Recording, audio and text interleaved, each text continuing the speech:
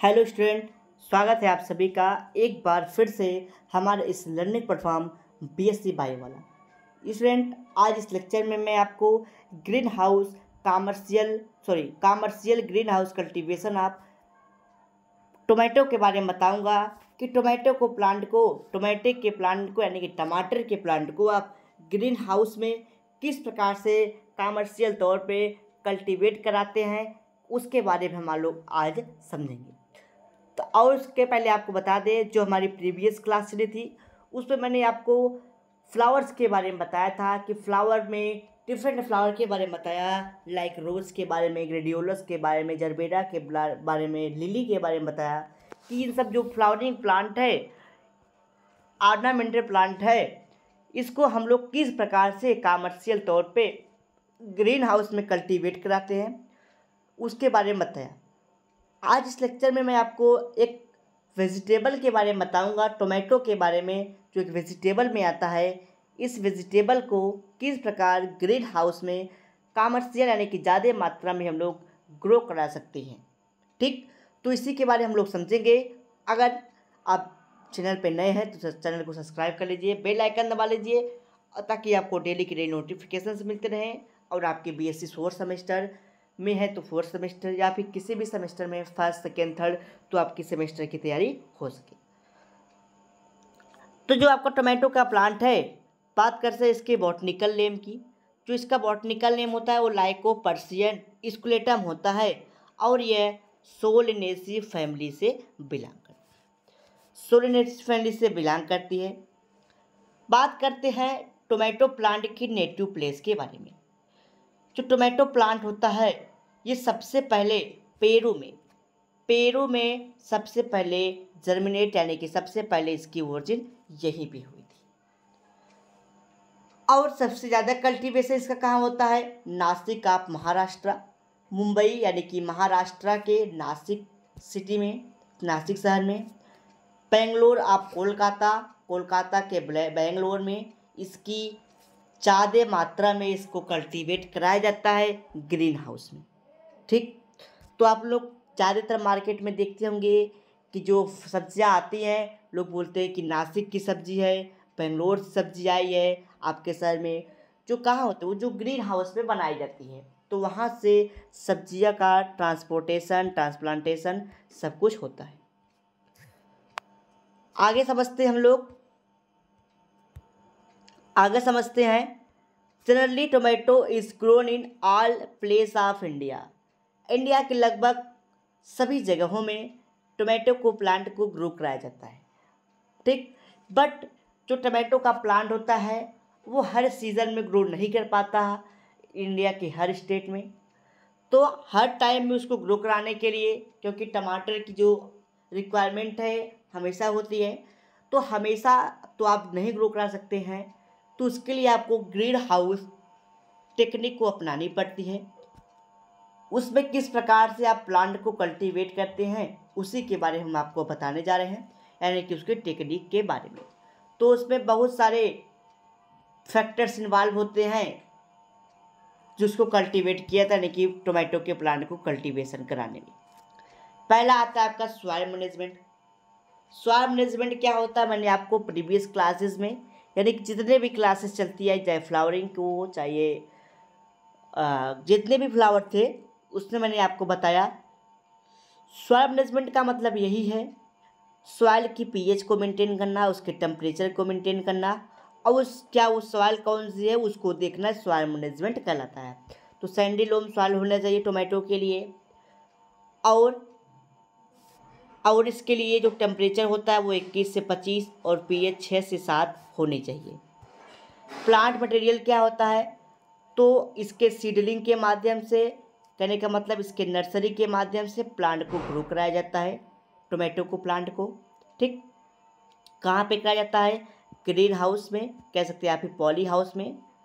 ठीक, कैसे कराया जाता है? तो ग्रीन हाउस बना करके उसको उस पर रो के माध्यम से, ऐसे रो के माध्यम से इसमें ग्रो कराते हैं। ठीक, लाइन वाइज इसको ग्रो कराते हैं, यानी कि उसके नर्सरी को ट्रांसप्लांट कर देते हैं। और एक प्लांट को दूसरे प्लांट्स के बीच में कुछ गैप्स होती हैं, लगभग 15 से 20 इंच का।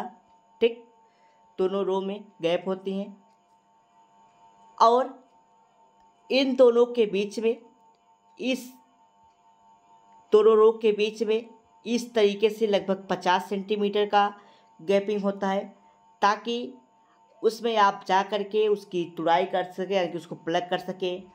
अगर उसको मैन्योर की आवश्यकता है तो मैन्योर कर सके, उसके सॉइल को भी मैन्योर कर सके, यानी कि उसके सॉइल को भुरभुरा मिट्टी बनाने के लिए भी आपको प्लेस चाहिए और उसकी फ्लावरिंग फ्रूटिंग के लिए भी प्लेस चाहिए। तो उसमें काफ़ी दूरी दूरी पे प्लांट को ग्रो कराया जाता है। अब बात करते हैं कि जो टमाटर का कल्टीवेशन होता है वो सबसे ज़्यादा आपका मार्च से अप्रैल के महीने में कराया जाता है, यानी कि इस सीज़न में ज़्यादा मात्रा में प्लांटेशन होता है किसका, टोमेटो के प्लांट का। ठीक, जबकि हम इसको सभी सीज़न में ग्रो करा देते हैं। ठीक, इसकी कोई वो नहीं होती, लेकिन सबसे ज़्यादा अगर बात करें कल्टीवेशन कब होता है तो मार्च और अप्रैल में होता है। इसकी डिफरेंट वैरायटीज़ होती हैं। ठीक, जैसे डिटरमाइन टाइप वैरायटी है। डिटरमाइन टाइप वैरायटी क्या कहलाती है, यानी कि मैंने बताया कि डिफरेंट वैरायटियां हैं टोमेटो की जो ग्रो कराई जाती है। पहला डिटरमिनेट टाइप वैरायटी, इसमें क्या होता है, प्लांट को ग्रो कराने के लिए किसी भी सपोर्ट की आवश्यकता नहीं पड़ती है। ये लगभग 3 से 4 फीट लॉन्ग होता है, किसी भी सपोर्ट की आवश्यकता नहीं होता है। इसको ओपन एरिया में डायरेक्टली हम लोग ग्रो कराते हैं। इसकी कौन कौन सी स्पीशीज आती हैं, जैसे रूपाली, रजनी, रोमा, ठीक, पूसा 122 120, ये सब इसकी वैरायटी है। दूसरा आता है आपका इनडिटर्मिनेट वैरायटी, ये लगभग 6 से 12 फीट की होती है और इसके लिए एक स्पेशल सपोर्ट की आवश्यकता पड़ती है। चाहे आप इसको ग्रीन हाउस में कल्टीवेट करें चाहे फिर ओपन हाउस में, ओपन फील्ड में, तो इसको सपोर्ट की आवश्यकता होती है जो 6 से 12 फीट की होती है। और इसकी जो वैरायटी है वो अर्का वरदान, अर्का विशाल, पूसा शंकर, पूसा रूबी, ये सब इसमें प्लांट आते हैं, ये सब इसकी स्पीशीज आती है। थर्ड है आपका recombinant variety, recombinant type variety. इसमें क्या होता है, ये जेनेटिक इंजीनियरिंग प्लांट होते हैं। ठीक, जो वाटर को, ठीक, and has save the gene and the cultivate in the green house requirement. जिसमें क्या होता है, ये जेनेटिक यानी कि बायोटेक्नोलॉजी के द्वारा इस प्लांट को बनाया जाता है, इसके जीन को निकाल करके ग्रीन हाउस में कल्टीवेट कराया जाता है। ठीक, तो इसमें अर्का सौरभ, अर्का आशीष, अर्का अशोक, अर्का पूषा, ये सब की वेराइटीज़ आती है। थर्ड आता है इरिगेशन, यानी कि सिंचाई किस प्रकार से होती है, तो सिंचाई इसमें ड्रिप मेथड के माध्यम से होती है। ड्रिप मेथड बताया था मैंने कि बूंद बूंद करके, ठीक, सॉइल के, यानी कि सॉइल में जहाँ पे प्लांटेशन हुआ है वहाँ पे पाइप लगा दी जाती है, जहाँ पे बूंद बूंद करके क्या होता है कि उस पर वाटर गिरते रहते हैं और उसकी इरिगेशन होती है। ये ज़्यादा बेनिफिशियल माने जाते हैं कब, समर के मौसम में, क्योंकि समर के टाइम में ज़्यादा वाटर लॉस होते हैं। तो अगर ड्रिप इरिगेशन आप करते हैं तो उसमें क्या होता है, वाटर भी कम लगेगा और आपका सिंचाई भी हो जाएगी। ठीक, तो इसकी सिंचाई लगभग 3 से 4 दिन के इंटरवल पे करते रहते हैं और विंटर सीजन में ये लगभग 10 से 15 दिन में हो जाता है। यानी कि अगर ठंड का मौसम है तो सिंचाई 10 से 15 दिन लगती है, अगर समर का मौसम है तो 3 से 4 दिन पे इसकी सिंचाई होती रहती है। तो ड्रिप माध्यम से होता है, यानी कि मतलब जिस प्रकार से बूंद बूंद गिरता है किसी पाइप के द्वारा, उसी प्रकार से की जाती है। अगला आता है आपका फर्टिगेशन। फर्टिगेशन क्या आता है, फर्टिगेशन भी ड्रिप माध्यम से ही कराई जाती है। आप कह सकते हैं कि इसमें क्या होता है, जो फर्टिलाइज़र होता है वो वाटर के फॉर्म में होता है।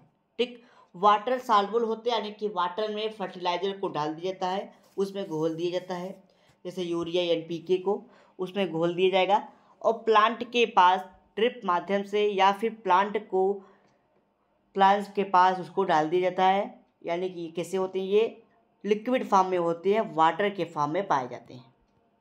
पेस्ट मैनेजमेंट की बात कर लें तो जो इसका टमाटो का प्लांट होता है इसमें फंगस अटैक करते हैं। ठीक, फंगस अटैक करते हैं तो फंगस को किल करने के लिए स्पेशल टाइप की फंगिसाइड्स उपयोग करते हैं। कभी कभी इस पे इंसेक्ट भी अटैक कर देते हैं तो सुटेबल इंसेक्टिसाइड का प्रयोग करते हैं। ठीक, यानी कि इसमें इंसेक्ट फंगस जो भी अटैक करती है तो उसके लिए इंसेक्टिसाइड फंगिसाइड का उपयोग करते हैं। अब बात कर ले कि कौन कौन से फंगस इस पर अटैक करते हैं, तो कैटनाइरिया, फाइटोप्थोरा, पाइथियम, ये सब जैसे फंगस इस पर अटैक करते हैं। बात कर लेते हैं इंसेक्ट की। इंसेक्ट में माइट्स, वाइट फ्लाई, इन सब जैसे इंसेक्ट इस पर अटैक करते हैं। तो इसके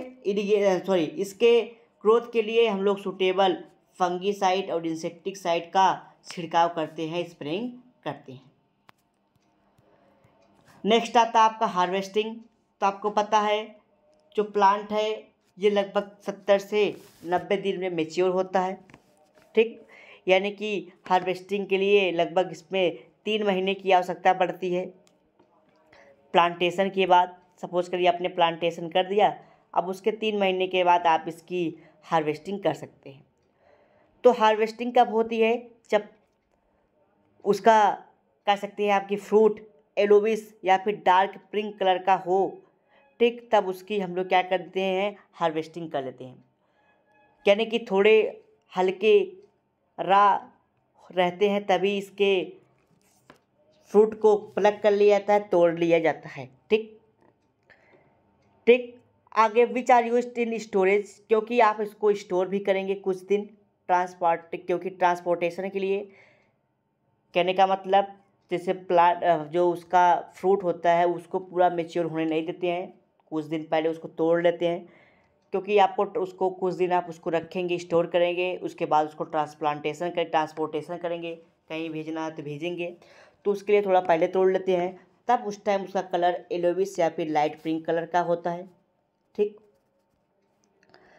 when the tomato is harvested in unripe green condition then it is treated ripening hormone ethylene. जब इसको हम लोग कच्चे यानी कि ग्रीन स्टेज में तोड़ लेते हैं, ग्रीन कंडीशन में तोड़ लेते हैं, तब इसको पकने के लिए हम लोग हार्मोन का उपयोग करते हैं, इथाइलिन का, जिसके कारण उसका कलर रेड हो जाता है। उससे ट्रीट करने के बाद वो रेड कलर के हो जाते हैं। कहने का मतलब अगर प्लांट कच्चे हैं यानी कि ग्रीन में है तो उसको अगर तोड़ लिए हैं, ठीक, तो आप उस पर अगर C2H4 यानी कि इथाइलिन के साथ उसको ट्रीट कर देते हैं तो वो रेड कलर में कन्वर्ट हो जाएंगे। ठीक, क्योंकि इसमें लाइकोपीन क्लोरोप्लास्ट होता है जो रिच सोर्स ऑफ यानी कि जो टमाटर होते हैं वो रिच सोर्स ऑफ ए और सी होते हैं, विटामिन ए और विटामिन सी होते हैं। बात करते हैं पैकेजिंग एंड स्टोरिंग की। तो पैकेजिंग स्टोरिंग क्यों की जाएगी, क्योंकि आप इसको डिफरेंट स्टेज में भी भेजने वाले हैं, तो आप इसको पैक करेंगे। साइज़ बड़ी है, साइज़ छोटी है, कैसी है, कलर कैसा है, कच्चा है कि पक गया है, तो उसके अकॉर्डिंग आप इसको क्या करेंगे, अलग अलग करेंगे, इसकी सॉर्टिंग करेंगे। यानी कि छोटी साइज़ के टमाटर को आप अलग कर देंगे, बड़े साइज़ को अलग कर देंगे। ठीक, कलर कैसा है, ज़्यादा मेच्योर है कि कम मेच्योर है, तो उसके हिसाब से आप इसको अलग अलग कर देंगे, अलग अलग कंटेनर्स में रख देंगे। तब उसके बाद इसकी क्या होगी, पैक करेंगे। पैक करने के बाद इसको स्टोर किया जाएगा एक सूटेबल टेम्परेचर पे। ठीक, इसको स्टोर किया जाएगा। स्टोर करने का क्या मेथड है, यानी कि स्टोर वहाँ पे किया जाएगा जहाँ पे टेम्परेचर थोड़ा लो हो। टेम्परेचर जहाँ पे लो होता है वहाँ पे इसको स्टोर किया जाता है। ठीक, तो मैंने बताया इसकी स्टोरिंग की जाएगी। ठीक, the plugged tomato are stored in cold storage, यानी कि जहाँ पे ठंडा मौसम रहेगा, यानी कि जहाँ पे लो टेम्परेचर रहेगी वहाँ पे इसको क्या कीजिएगा, स्टोर कर लीजिएगा। इसको स्टोर करने के बाद अब इसको डिफरेंट एरियाज़ में जहाँ पे इसकी डिमांड होगी वहाँ पे ट्रांसपोर्टेशन कर दीजिएगा। ठीक, तो यही होता है टोमेटो का कल्टीवेशन।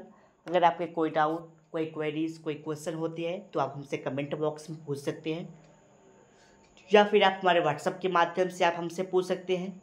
और अगर आपकी इसकी वीडियो अच्छा लगा हो, इस वीडियो अच्छा लगा आपको, तो वीडियो को लाइक कर दीजिए, सब्सक्राइब कर लीजिए चैनल को, अगर नए हैं तो बेल आइकन दबा लीजिए ताकि आपको डेली की डेली नोटिफिकेशंस मिलते रहें। और अगर आपको PDF की आवश्यकता है तो आप टेलीग्राम से जुड़ करके PDF को डाउनलोड कर सकते हैं। चलिए मिलते हैं अगले लेक्चर में। अगले लेक्चर में एक नए वेजिटेबल के बारे में बताएंगे। किसके बारे में बताएंगे, जो होगा आपका टोमेटो के बाद कुकुम्बर के बारे में आपको बताया जाएगा। ठीक, नेक्स्ट जो लेक्चर होगा हमारा वो कुकुम्बर के बारे में होगा, यानी कि कुकुम्बर को किस प्रकार से ग्रीन हाउस कमर्शियल हम लोग कल्टीवेट करेंगे।